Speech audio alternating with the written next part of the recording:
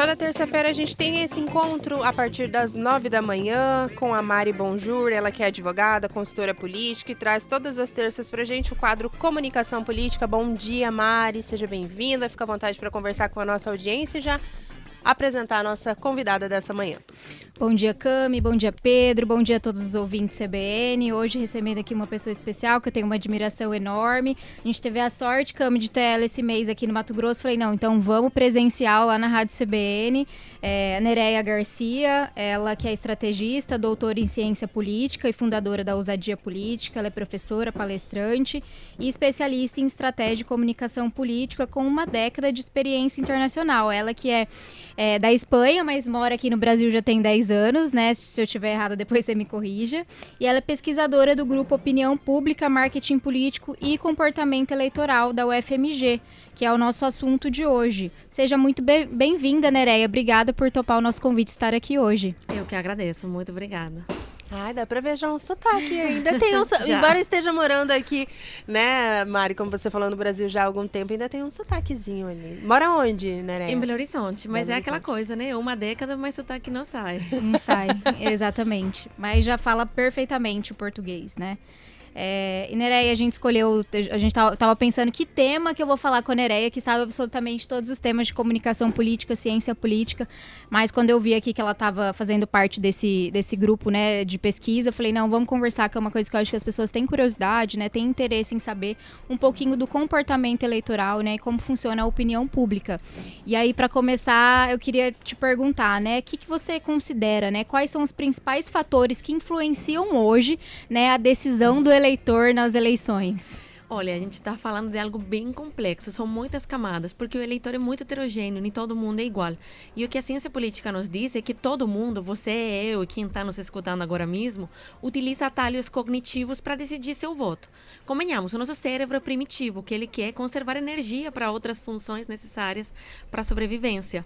E aí acaba que a gente toma as decisões de uma forma, né, meio que emocional, né, muitas vezes se fala, mas a gente utiliza lógicas, né, sejam racionais ou de qualquer outro tipo, para justificar esse o nosso voto.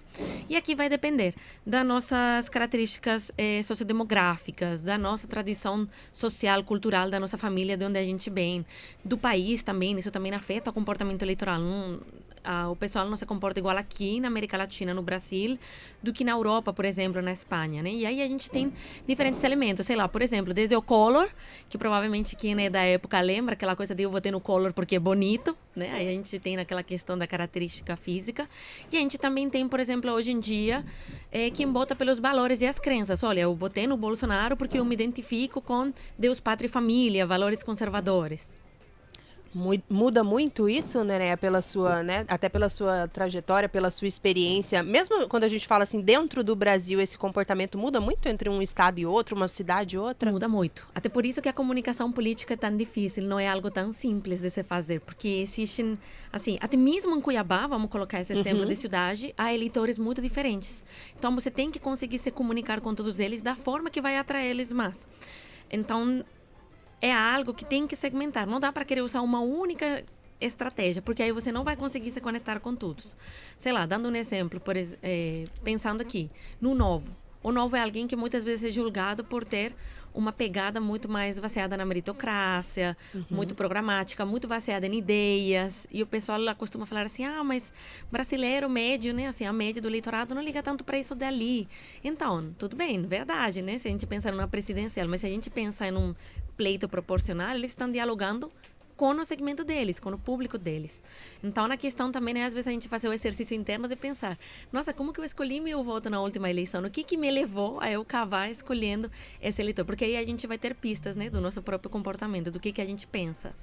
E a Cami perguntou, né, se muda cada região do país, do Brasil, enfim, países, e como que a gente realmente tem esse conhecimento, né, do pensamento do eleitor? É por pesquisa mesmo? Assim que a gente consegue identificar a melhor forma para, a partir daí, traçar o melhor planejamento? Olha, a gente na verdade tem que ter pesquisa, quanto e quali, a gente tem que estudar, tem que ler artigo científico, tem que ler sobre neuropsicologia, tem que ler sobre psicologia, porque tem muitas coisas que não acontecem apenas na política, acontecem no nosso dia a dia. Enfim, por exemplo, existe uma coisa chamada efeito halo, que é aquela halo, né, se a gente falar em inglês, que é aquela coisa justamente que a gente conversava antes do Collor, é que as pessoas, os candidatos mais bonitos e mais bonitas, têm mais chances de serem bem-sucedidos, porque a gente cria um pensamento sobre o outro, segundo pesquisas, em menos de 3 segundos. E quando você é bonito, né, ou tem um tom de voz, por exemplo, igual na rádio, mais grave, as pessoas já costumam a fazer conexões automáticas a partir do que a gente já, né, sistematiza no nosso pensamento. Então, tudo isso ajuda e é real, acontece. Ou então no famoso Maria vai com as outras. Quem nunca escutou? Fulano, na cidade do interior, comprou uma pesquisa porque quem está na frente acaba conseguindo que parte do eleitorado vote nele porque não quer votar em cavalo perdedor, né? Então, para você ver, tem muitas minúcias, né? Tem muitas coisas pequenas que, é claro, não cada uma delas vai influenciar todo mundo, mas podem estar influenciando pequenas parcelas. E, ao final, para um pleito majoritário, por exemplo, o que importa é o somatório de todas elas, né? Proporcional é um pouco diferente para deputado, vereador, enfim. Então as aparências aqui as pessoas levam em consideração. Sim, na política. As aparências. Tem que dar uma remodelada, então, Pedro Panoc, se quiser. A Camila que vai sair, a gente brinca que ela vai disputar. Não sei esse ano, mas mais pra frente. Vou ter que caprichar, né, Pedro Ela já sai em vantagem, né, Camila? Botar aí já sai em vantagem. Fazer um botox pra me apresentar bem aos eleitores, não é, Panoc? Mas pode não acreditar, importa muito. Imagina uma coisa que muitas vezes é desdenhada, mas ela é fundamental. Inclusive, provavelmente, se eu te apresentar 2 redes sociais de políticos sem abrir a boca, você só vai ver o feed deles. E tu vê um vestido de um jeito e outro de outro, você já vai criar ideias na sua cabeça. Você não vai precisar nem escutar o político falar. Vamos supor que você é uma pessoa mais conservadora. Aí eu vou te mostrar aquele perfil de uma pessoa mais descolada, né? Aquela pessoa que tem mais aquela aparência de humanas. Você já vai, ainda que pode ser que nem seja, mas só pela aparência, você já vai fazer um julgamento e você já vai se afastar. Você não vai se aproximar da pessoa. E isso também em política é fundamental. Porque ao final, eu estava falando, né? O processo de raciocínio é muito emocional. Só que você reveste ele de uma lógica depois por trás. Então a gente fala que o voto é racional e emocional, sim, porque os dois vão da mão. Só que todos esses elementos inconscientes influenciam. E imagine um deles. É o teu cabelo, a tua maquiagem, a tua roupa, o sapato, o cinto. Tudo que você usa é importante, comunica algo. E o que eu vejo, assim, Nereia, Camila, Pedro, é que em campanha, às vezes a pessoa que sempre andou engomadinho começa a colocar uma roupa, né? Às vezes a camisa dobrada para mostrar que é trabalho, ou começa a usar uma camiseta, né, mais despojado para não parecer uma pessoa mais fechada, né? Então isso faz total diferença. Muita gente que não usa um deputado eleito, primeiro mandato agora estadual, falou, Mariana, eu comecei a usar boné na minha campanha porque a gente via que comunicava e eu tive uma melhora. Ele sentiu que, né, trazer o boné deu uma simplificada na pessoa dele, né? E ele, segundo ele, né, disse que teria ajudado, né, durante a campanha eleitoral. Então, todos esses... a roupa importa também. Sim, com certeza. Não tem jeito, igual você falava. Pode ser um boné, pode ser um chapéu de palha, por exemplo, aqui no interior. Pode ser um elemento que você leve aqui, que identifique, né? Pode ser um pingente de uma cruz, por exemplo. Todos esses elementos vão comunicar de alguma forma. E a gente percebe, a gente está captando e a gente está fazendo julgamento o tempo inteiro, né? Então, se você quer ser candidato, né? Ou se você vai estar ali na eleição, perceba os pequenos detalhes, né? Olhe lá para você entender se é aquilo, né, que você quer ou não quer. Mas é isso, não tem como. Eleição, comunicação, às vezes parece que uma coisa assim, não precisa de tanto, mas precisa. E a gente sabe, né? Quem trabalha por trás sabe como que o bastidor é difícil. Todos os detalhes comunicam, sim, né? Pedro Panoc, 9h16, a gente está conversando aqui hoje sobre opinião pública e comportamento eleitoral. Quais as suas curiosidades? Você já está analisando os seus candidatos da disputa esse ano? Está analisando pela beleza, pela proposta? Está fazendo um mix de tudo? Como é que você está aí acompanhando e quais as curiosidades que você tem aí também nessa manhã? Pedro falou que só vota em palmeirense, né, Pedro? Tem esse detalhe também, né? Eu gosto do verde de um contexto geral, por incrível que pareça, também nas minhas escolhas eu também observo essa questão. E com o verde eu quero dizer natureza, tem todo o envolvimento, né? Mas essa coisa da imagem também, de certa forma, né, é um pouco subjetivo. Se a gente analisar, se citou o Collor, que de fato teve essa pecha, né? Se criou isso mesmo, ele praticava esporte, então tinha aquela visão do atleta, né? Se vendeu isso muito na época da campanha do Collor. Logo na sequência tem um eleito, que é o Fernando Henrique. Digamos, ele é um senhor inteligente, mas não acho ser um deus assim grego, né? Então, na sequência nós tivemos Lula, que teve que mudar ali, baixou um pouquinho a barba, mas trabalhou essa questão da, digamos, estética, né? Para além dessa situação de ser subjetiva, o que, de fato, do ponto de vista de ideias, cativa também o eleitor?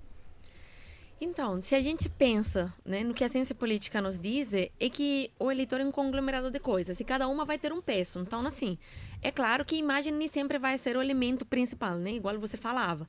O brasileiro médio votou no 92, né, no 96, no 2002, enfim, 98, né, em cada ano, e aí o critério foi mudando, porque tem também muito sobre contexto, sobre conjuntura. Perceba, você falava sobre Fernando Henrique Cardoso.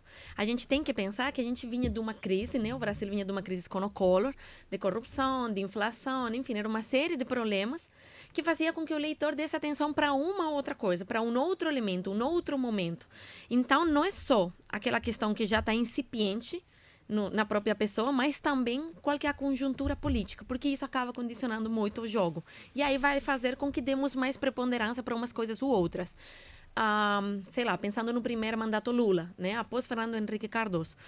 O eleitor decidiu arriscar, falou, não, vou pagar para ver o que pode, né, acontecer se a gente mudar, em lugar de dizer, não, vou ficar com isso daqui que eu já conheço e é mais seguro. Teve um contexto, né? Então, de melhora. Exato, é o contexto, é a situação da economia, é o que está acontecendo. Se não tem problemas econômicos, provavelmente a pessoa vai dar mais peso para outro tipo de questões, né, como a gente pode pensar nos valores tradicionais, na família, né, na religião. É nessas questões. Agora, se a economia está ruim, a pessoa vai pensar no quê? Quem que tem mais chance de garantir que meu bolso vai estar ok, que eu vou conseguir ter qualidade de vida nos próximos 4 anos, que eu vou prosperar ou que eu não vou retroceder, né? Então, assim, o momento que a gente vive é fundamental a cada eleição e a gente tem que estar sempre analisando. É engraçado como essas questões sociais e econômicas, elas interferem diretamente, né? Se a gente for fazer uma análise, eu não sou cientista política como a Nereia, mas eu leio e estudo muito, as grandes rupturas aí, né, políticas, é justamente uma consequência de problemas econômicos, né? Então, é o que a Nereia falou. Se a economia não está bem, as pessoas geralmente tendem, né, a escolher algo totalmente oposto para ver se melhora de alguma forma, né? E ao contrário disso, aconteceu na pandemia. Eu acho que as pessoas, pelo menos na minha análise aqui, principalmente no Mato Grosso, era acho que um medo tão grande, né, Nereia? Ninguém sabia o que estava ali por vir, então muita gente optou pela continuidade, né? A gente teve um número grande até de prefeitos reeleitos aqui, porque, prefiro ficar como está, porque eu não sei o dia de amanhã, eu não quero arriscar. Então, muita gente, né, vamos continuar do jeito que tá, vai que piora, né? Não sei qual que é o seu pensamento em relação à pandemia, mas eu vejo que foi mais ou menos nesse sentido. É desse jeito, e a ciência política explica. Isso, nós que somos chatos, chamamos de voto retrospectivo e prospectivo. O voto retrospetivo é quando a pessoa olha para trás e fala assim, não está tão mal, poderia piorar, melhor eu fico como está. É o que você falava, a pandemia, a gente estava num cenário complicado, as coisas estavam mudando muito rápido e as pessoas estavam dando importância para o quê? Para ser alguém que já entende como funciona a gestão pública, que já está lá, que já tem experiência. Se a gente pensa, sei lá, por exemplo, 2018, né, que foi o ano com maior taxa de renovação no Congresso e no Senado, o eleitor estava com um voto prospectivo, que é aquele famoso pior que está não fica, ou então está tão ruim que eu quero pagar para ver e eu vou me arriscar. A gente sabe que o cérebro humano é conservador. A pessoa tem medo de mudança, né? Então, a gente tem maior facilidade para se apegar ao que a gente já está. Então, no voto retrospectivo, costuma ser mais fácil. Por isso que a reeleição, geralmente, né, para segundo mandato, costuma ser mais fácil. Não que seja, né, totalmente isso. Mas se o cenário não tiver muito ruim, costuma ser algo mais fácil de trabalhar e lidar. Porém, quando o cenário está muito ruim, aí a gente vê, por exemplo, a Argentina, né? Que aí o Milei tinha falas polêmicas, propostas que as pessoas falavam assim, olha, eu acho que isso é inviável, mas eu vou votar nele. É aquela coisa igual ao voto xiririca. Pior que tá, não fica. Então, vamos nessa e depois a gente vê, né? Se é ou não é. Olá, Neré, a gente fala aqui desse ponto de vista, a sua análise tem sido voltada mais para a majoritária. Vamos trabalhar, agora a gente tem uma eleição municipal, então a gente sabe ali da questão dos candidatos a vereadores, a vereadoras. Para além dessa coisa de cuidar da imagem, que também é importante, diga-se, que tipo de avaliação o eleitor vai fazer na escolha do seu vereador? Porque, afinal de contas, você tem uma gama de possibilidades, né? Qual que é digamos, o ticket médio do brasileiro nesse sentido, de escolha do seu representante ali na Câmara de Vereador? E só para complementar, porque eu acho que a minha pergunta, a minha dúvida também tem a ver com o que o Pedro está falando, a gente costuma dizer, né, Nereia, que as eleições municipais, elas têm uma diferença em relação às eleições gerais, por ser um pouco menos ideológica e um pouco mais pragmática. As pessoas estão menos, assim, preocupadas, né, numa ideia distante de ideologia, estão preocupadas, né, o que o Pedro falou, em resolver a cidade, um problema de saúde, um problema de buraco. Então, realmente tem essa diferença. Você pode falar que a eleição geral e a eleição municipal tem uma diferença no comportamento do eleitor? Começando pela pergunta da Mariana. Tem, sim, diferenças, mas a gente também tem visto que o cenário tem mudado. A polarização tem chegado para ficar. E a depender da região, a gente vê que ela ficou mesmo no pleito municipal. Há 6 meses atrás, teve uma eleição suplementar, uma cidade do interior de Santa Catarina, né? Acredito que seja Brusque.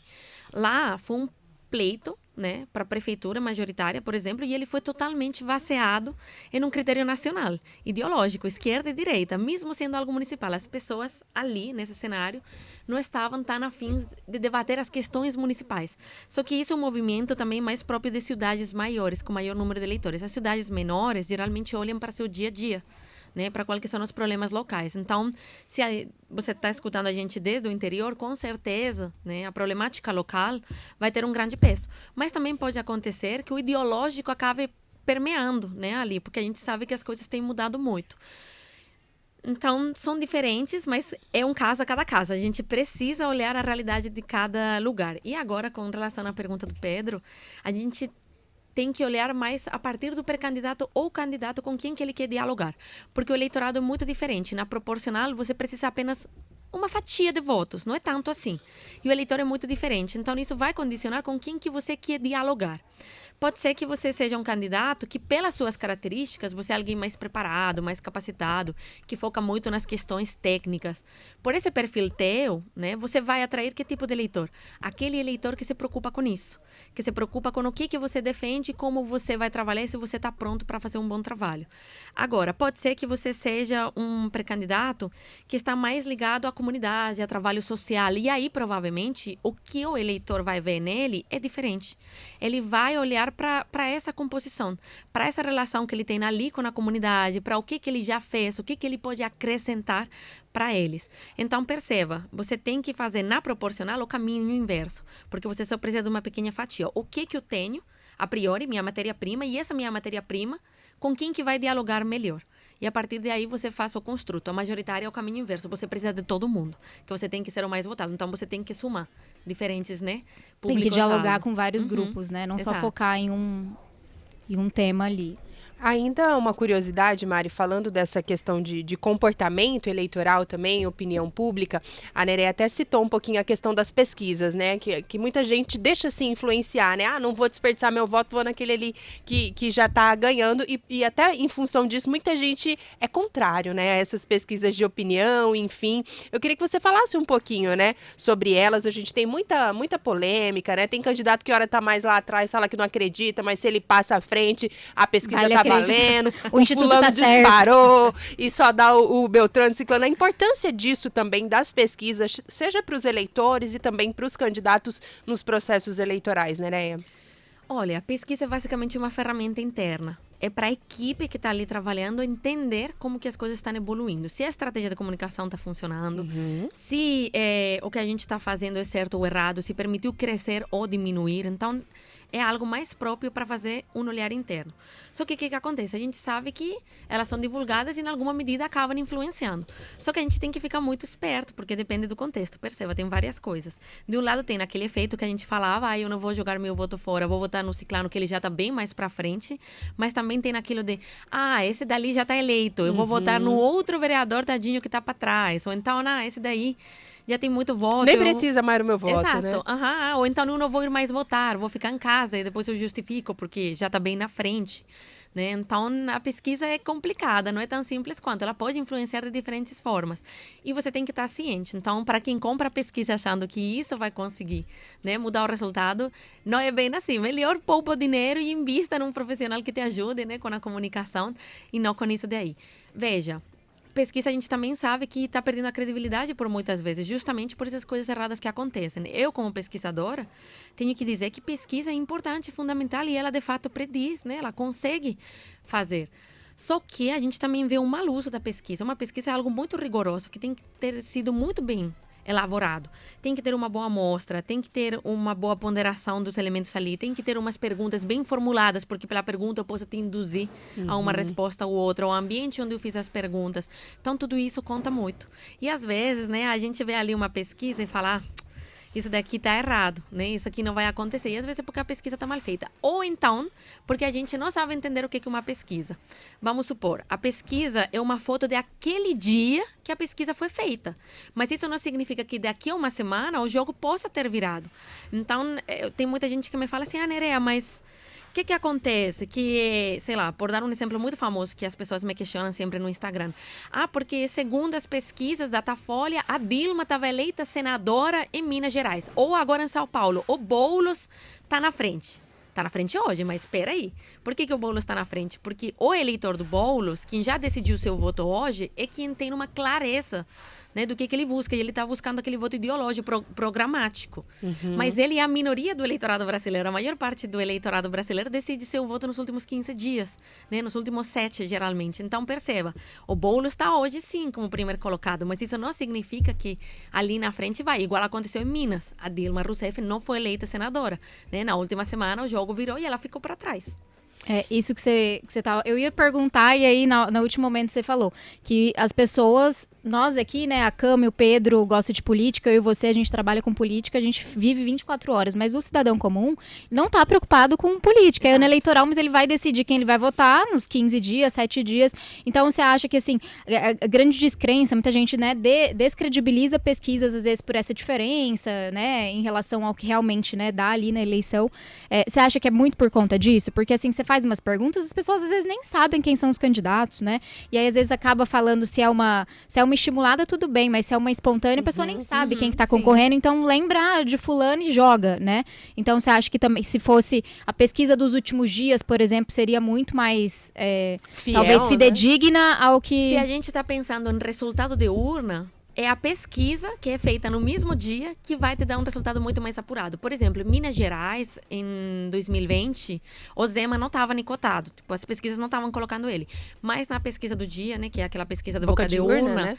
O Zema já estava dando como vitória para você, mas justamente por isso, entende? Então, a gente tem que diferenciar o que eu falava antes. Pesquisa, no geral, é mais interno, né, para a equipe. E para ver como que tá nas coisas hoje, mas depois vai evoluir. Nerea, vou precisar te interromper só um minutinho, a gente tem uma pausa obrigatória para a rede, já a gente está de volta. Sigam conectados conosco.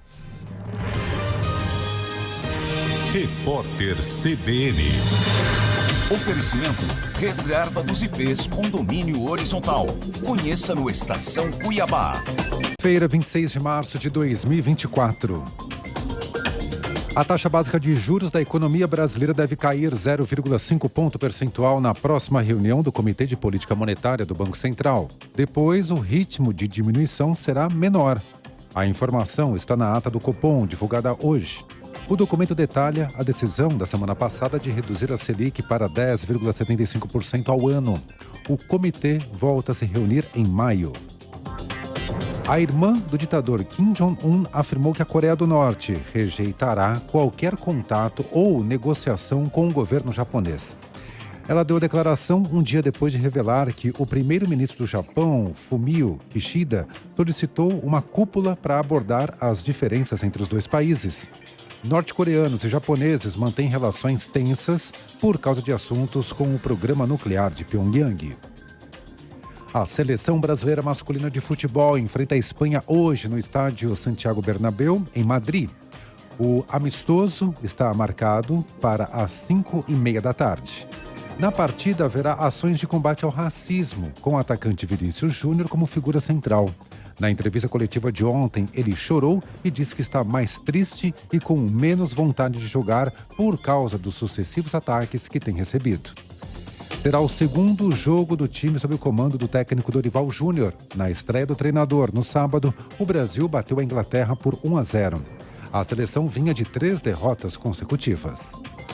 A Bolsa de Valores de São Paulo opera em baixa de 0,23%, com 126.720 pontos. O dólar comercial está em alta de 0,15%, negociado a R$ 4,980. O euro vale R$ 5,407, elevação de 0,32%. No horário de Brasília, 10h32. Repórter CBN. As principais notícias do dia, a cada meia hora.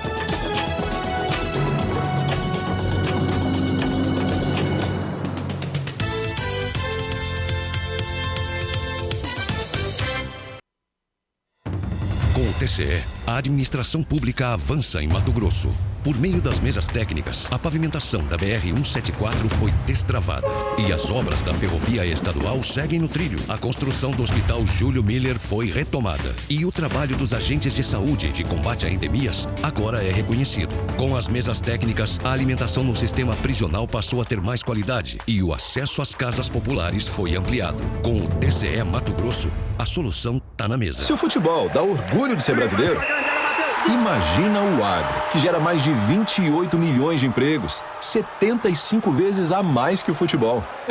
Não dá pra negar. O país do futebol também é o país do agro. E agro. Você sabe qual é o sinônimo de transparência? É a qualidade daquilo que você pode ver com clareza, com nitidez, bem ao alcance dos seus olhos. E para a LMT é um instrumento que garante a você o pleno exercício da democracia. É como ela mostra trabalho, com a verdade das informações e dos resultados, com acesso rápido e fácil, seja por meio dos canais de comunicação, do site ou do portal Transparência. Por isso, a LMT recebeu o selo de qualidade do Programa Nacional de Transparência Pública no nível Diamante, pelo desempenho de suas ações. Uma premiação que reflete o trabalho de todos, juntos, e que também se reflete no crescimento do Estado e principalmente na sua vida. Porque trabalho com transparência é trabalho de verdade. Para saber mais, acesse al.mt.gov.br. Assembleia Legislativa de Mato Grosso,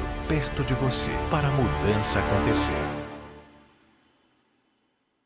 Amigo que é amigo, te conecta com o mundo, te conecta com todos, te conecta com tudo. Já imaginou ter a melhor internet para trabalhar, estudar e jogar online? Com a Amigo você pode. Internet fibra ótica com ultra velocidade para você se conectar quando e onde quiser. Velocidade, qualidade e suporte local você encontra aqui na Amigo Internet. Chame a gente através do 0800 645 4200 ou pelo site sejaamigo.com.br. Amigo, viva conexões reais.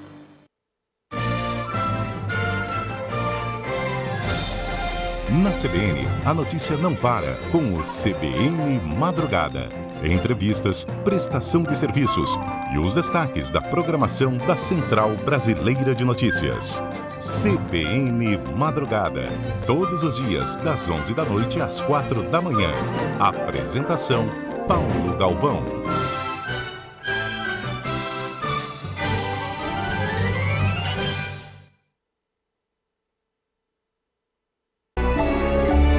O CBN Sustentabilidade fala sobre o bioplástico, feito a partir de fontes naturais e que se decompõe rapidamente na natureza. Uma bela solução para o uso de plástico de origem fóssil, mas que ainda enfrenta muita resistência para ganhar escala no Brasil. Porque é uma indústria muito difícil de você disruptar. Da nossa dificuldade de se encontrar com o transformador plástico e convencer ele que ele está lidando com o material do futuro, que na verdade a gente não está tentando acabar com a indústria dele, mas sim perpetuar a indústria dele. Se ele não olhar para os novos materiais como uma continuidade para os seus filhos, a indústria dele vai acabar nele. Eu converso com Kim Fabre, CEO e acionista da ERT, uma green tech que desenvolveu um bioplástico a partir da cana-de-açúcar e que, quando descartado, pode virar adubo depois de 6 meses. Ouça o podcast no site, no aplicativo da CBN ou na sua plataforma preferida.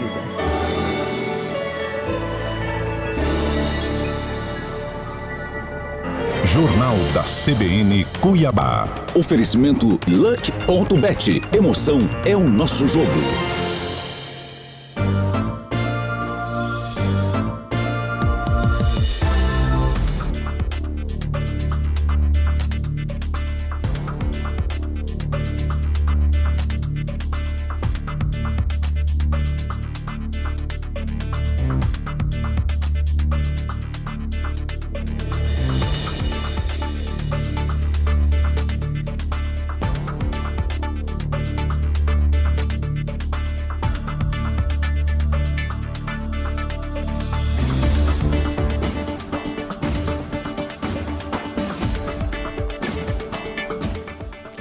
9h37, de volta aqui na CBN Cuiabá, manhã de terça-feira, 26 de março de 2024, né, Panoc? Sem apressar as coisas, porque ontem eu tava mudando a data e mudando para bem distante. A gente está aqui de volta com o nosso quadro Comunicação Política toda terça-feira com a Mari Bonjour, hoje tratando de opinião pública e comportamento eleitoral e recebendo aqui como convidada a Nereia Garcia. Tem uma pergunta aqui, Mari, pode trazer do Júlio? O Júlio não falha, ele sempre participa conosco. E ele tá dando aqui, ó. Lá vou dar o meu pitaco novamente, analisando um pouquinho do que as meninas falaram. Na minha opinião, os políticos se tornam políticos a partir do momento que começam...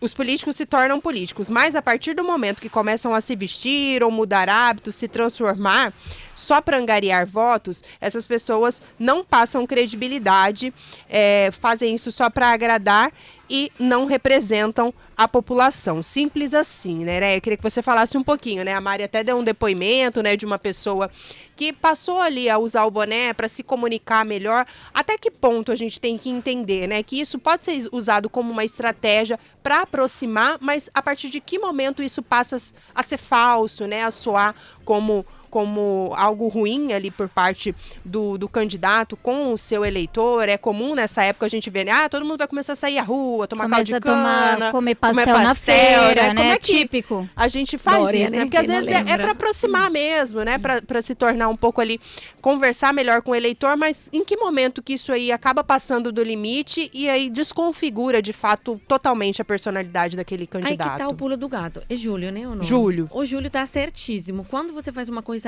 radical e que não tem nada a ver com o que o político era, você quebra.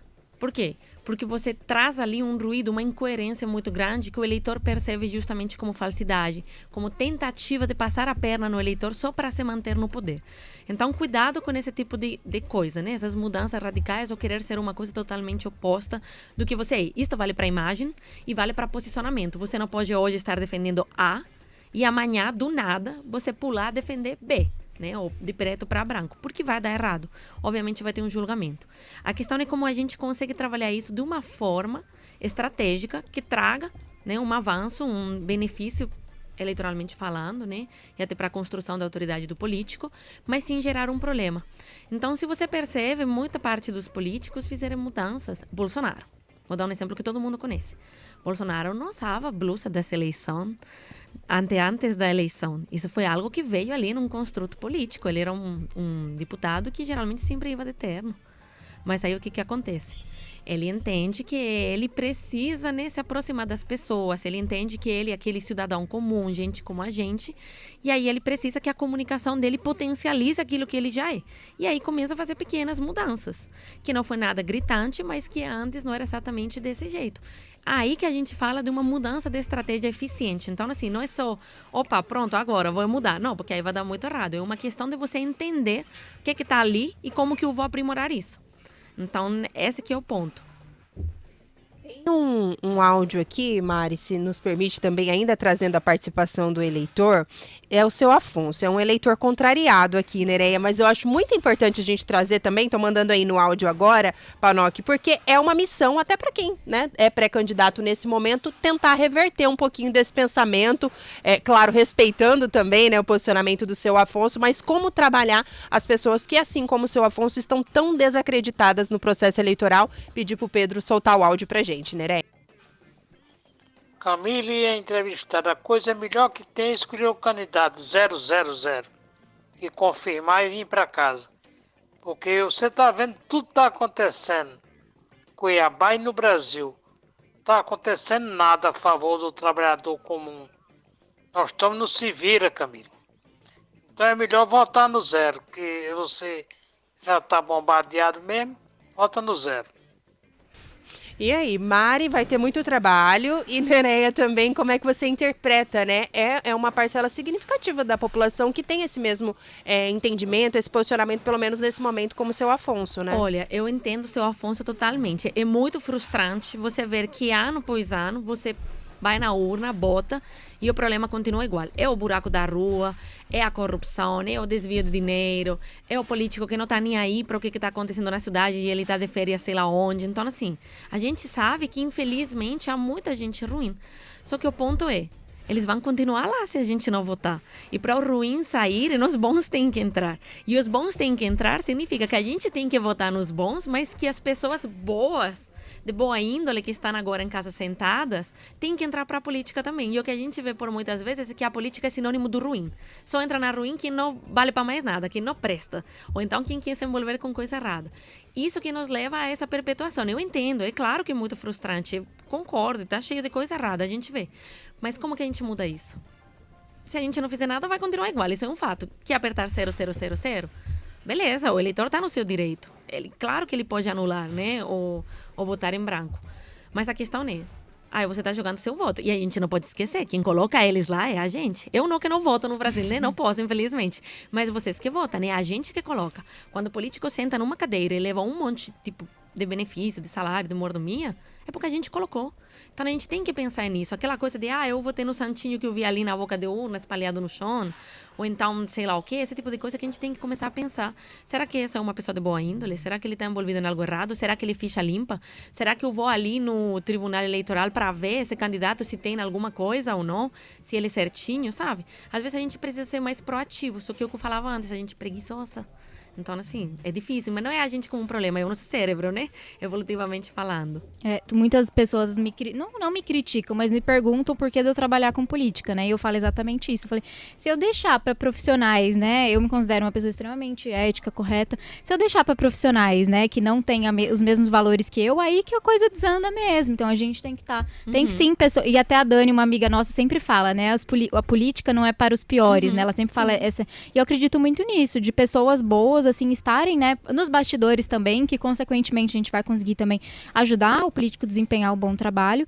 E assim, também, seu Afonso, não estou discordando, eu entendo a sua frustração, né, a gente se chateia mesmo com a falta de mudança, né, com a falta de trabalho, mas aí nem o senhor não vai poder reclamar, né, de quem está no poder, e eu tenho essa indignação, né, que foi o que a Nereia estava falando, que as pessoas, infelizmente, às vezes elas votam por aparência, né, eu sei que é uma coisa normal, as pessoas não vão atrás de um histórico profissional, a capacidade, às vezes deixam de assistir um debate, né, uma oportunidade aí de você ver o que a pessoa vai fazer, quem que lê proposta de campanha hoje em dia, quem para ler, né, o que a pessoa vai efetivamente tentar fazer, se em caso também, eleito. Né? Porque vamos lá.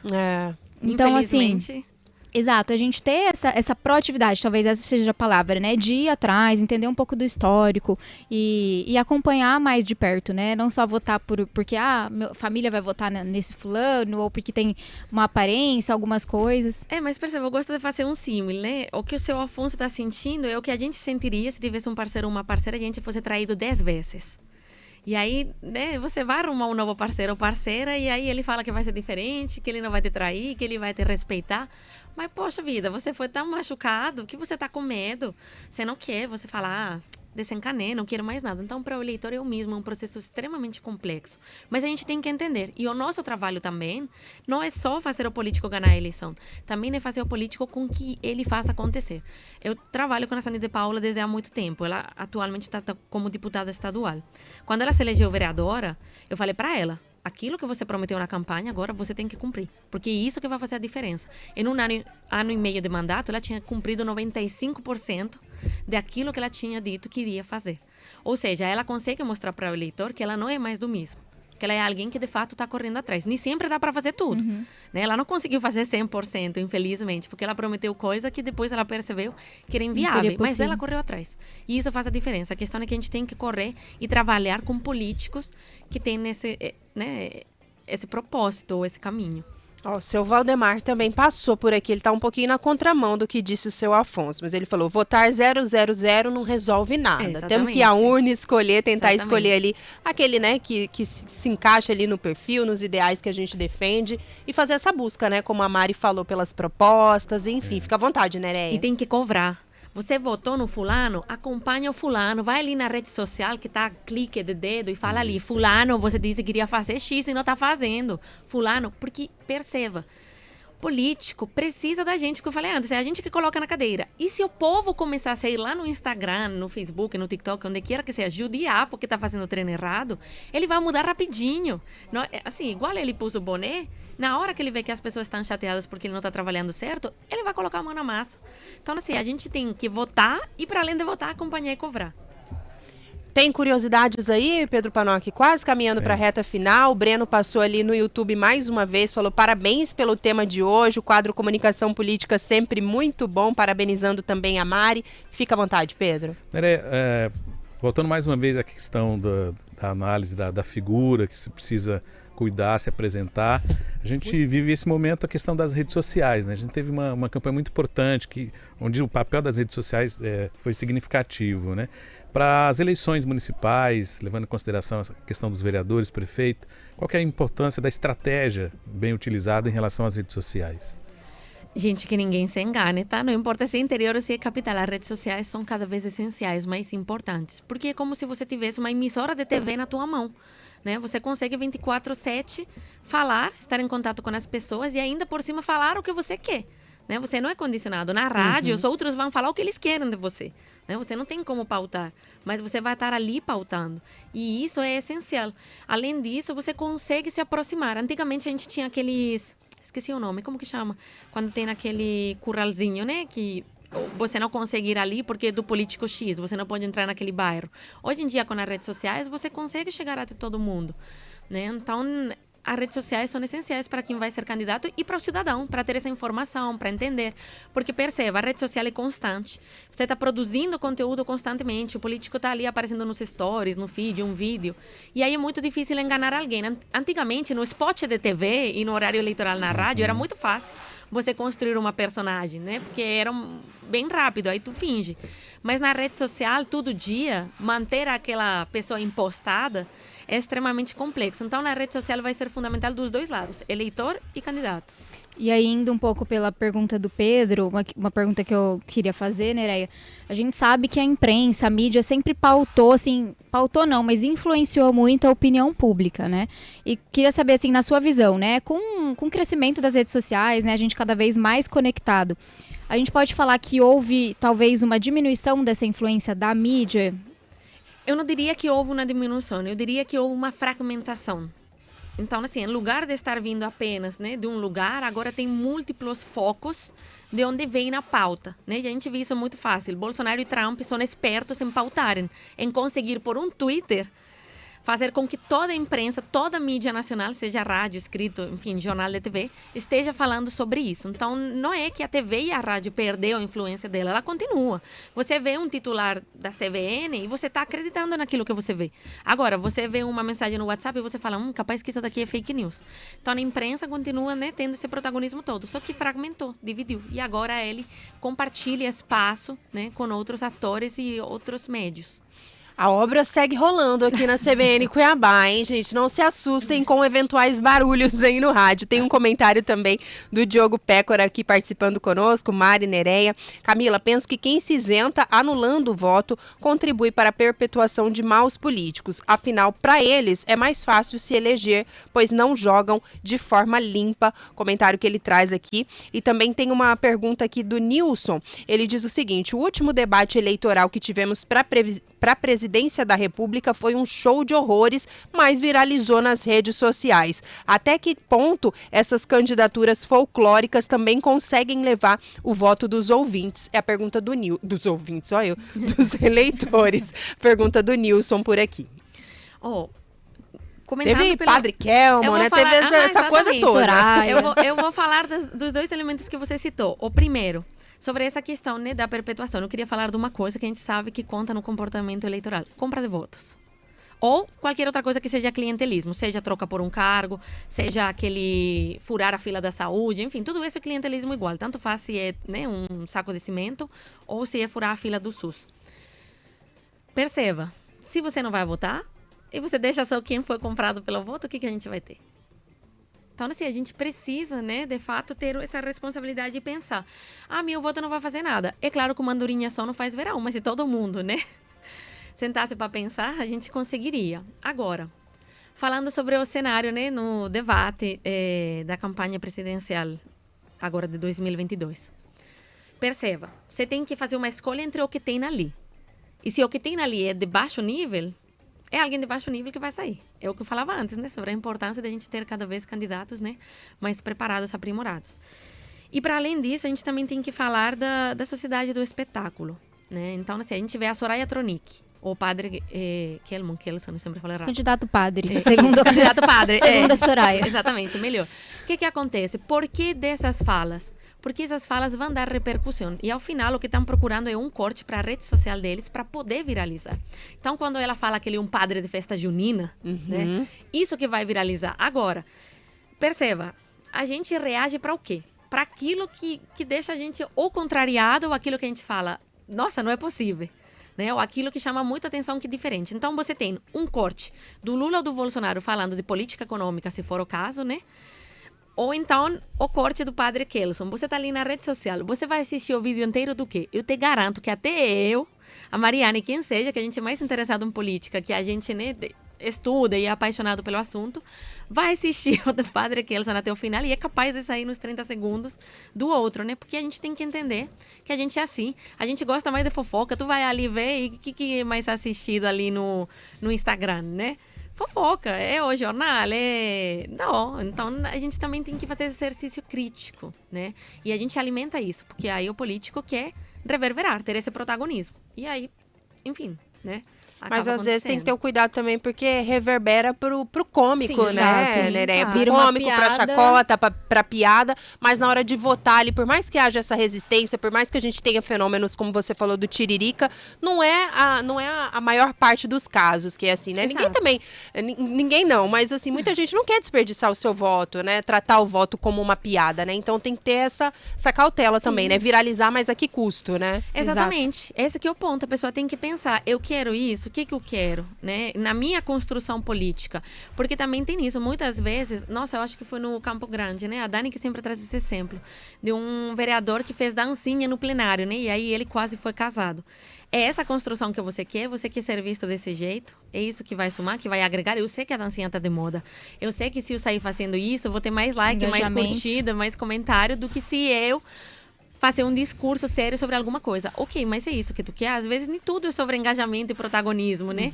A gente, assim, tem que entender que político não é influenciador, por muito que cada vez mais ele pareça, né? Porque está constantemente na rede social. Político é político e ele deveria estar trabalhando ao serviço da gente. Muito bem, 9h55 agora, né? Estamos quase caminhando para a reta final, mas Mari, fique à vontade, tem aí ainda algum assunto, temos que aproveitar, né, Nereia, né? Não é sempre que a gente tem ela por aqui. Com certeza. Mas fique à vontade, o John Richard também tá mandando um abraço, falou que a Mari é ótima, o Breno comentou também aqui o debate, falou que aquilo nem parecia um debate, acho que faltou proposta, ficavam se atacando o tempo inteiro, então ali descambou para um outro cenário. Mari, fica à vontade. Acho que pra gente caminhar pro final, né, eu queria que você falasse um pouquinho, como que você vê o futuro, assim, do comportamento eleitoral. Você acha que para esse ano, por exemplo, de 2024, tem alguma tendência? Você falou que, assim, por mais que as eleições municipais, elas não sejam tão ideológicas em razão, né, desse, de certa forma, um abismo, né, que tem entre Lula e Bolsonaro, você acha que a ideologia vai, né, interferir mais do que o comum? O que você vê aí de tendência que a gente deve observar para as eleições desse ano? Olha, tem várias questões aqui que vão acontecer. Eu diria que sim, ideologia vai, em um grau ou outro, permear aqui em Cuiabá e nas cidades do interior. Isso significa, né, que vai ser suficiente para se eleger, ser um candidato ideológico? Não vai ser suficiente, mas vai estar permeando ali. Pode ser, inclusive, que você veja um tom, até na própria majoritária, mais ligado a isso, que de repente tenha momentos, peças, né, de material que vão estar ligadas a isso e que vai ter mais relevância do que talvez no passado. Mas dentro do comportamento eleitoral, eu diria que a gente também tem uma grande chance das pessoas terem um voto prospectivo, de olhar para frente na municipal, principalmente para a vereança. Então, não há uma chance para quem está querendo entrar, né? Para quem está querendo mudar o jogo. E aí, o que eu diria para essa pessoa, né, que está entrando, ou aquela pessoa que está pensando em ter um voto prospectivo, avalie e vote. Não se deixe simplesmente levar por aquilo que você vê. Para fechar, eu quero contar uma anedota bem rápida, Mariana. Eu sou cientista política. Minha vida inteira me dediquei a estudar comportamento eleitoral. Pois bem, eu namorava, né, no começo, quando eu morava no Brasil, era a eleição de 2014, outubro.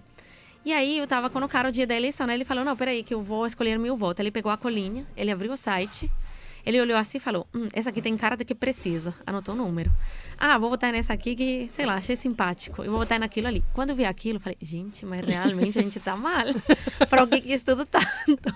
Porque ali não existia critério nenhum. Tipo, foi, domingo Primeiro de manhã, que ele vou viu abrir, ali. vou ver. E pela aparência, vou fazer um julgamento, vou colocar aqui.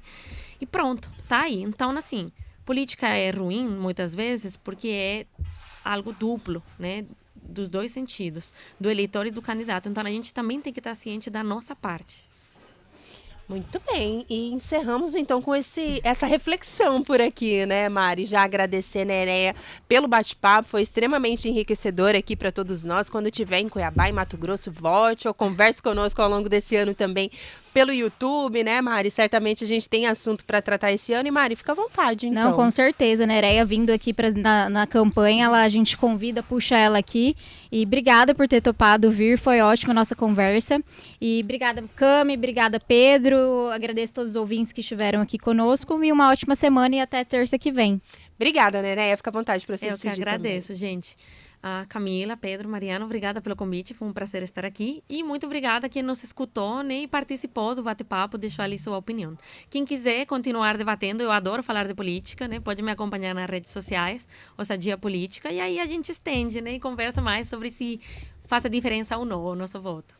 Que bom, vamos todos seguir também. Ousadia Política, né? É isso? Tá certo. Tá lá. Pedro Panoc já é um seguidor, né, Pedro Panoc? Diz que tava aqui. Conheço Nereia de algum canto. Será que já esbarrei com ela aqui em Cuiabá? Aí lembrou que é seguidor também dela. Agora, 9h59, a gente vai para uma pausa, Pedro Panoc? Isso. Ou ainda não? Vamos então acompanhar o repórter CBN, as notícias da rede. Já já a gente está de volta.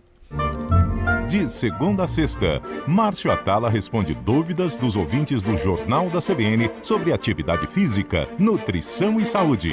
Aos sábados pela manhã, o quadro vira um programa. Márcio Atala recebe convidados que compartilham histórias sobre a relação com a atividade física. Bem-estar e movimento. Também disponível no site e no aplicativo da CBN e nas principais plataformas de podcasts. Como reduzir os gastos do dia a dia? Qual investimento cabe no seu bolso? De que forma poupar pensando no futuro dos seus filhos? De segunda a sexta, o economista e especialista em finanças pessoais, Marcelo D'Agosto, responde as perguntas dos ouvintes no CBN Dinheiro. Sempre dentro do Jornal da CBN e do Ponto Final. Também disponível no site e no aplicativo da CBN e nas principais plataformas de podcasts.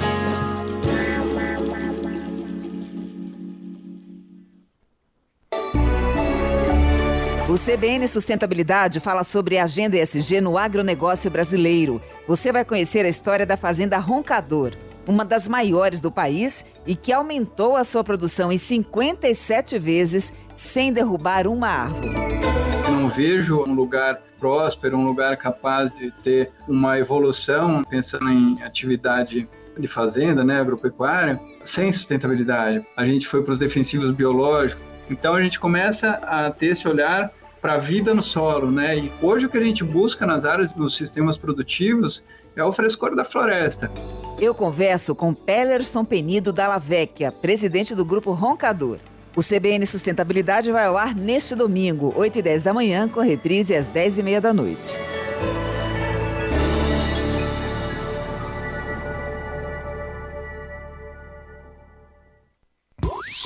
As novidades do mundo da tecnologia, os cuidados com a segurança no mundo virtual e dicas para aproveitar melhor os recursos de cada equipamento. CBN Tecnologia, às segundas, quartas e sextas, sempre dentro do CBN Brasil. Também disponível no site e no aplicativo da CBN e nas principais plataformas de podcasts.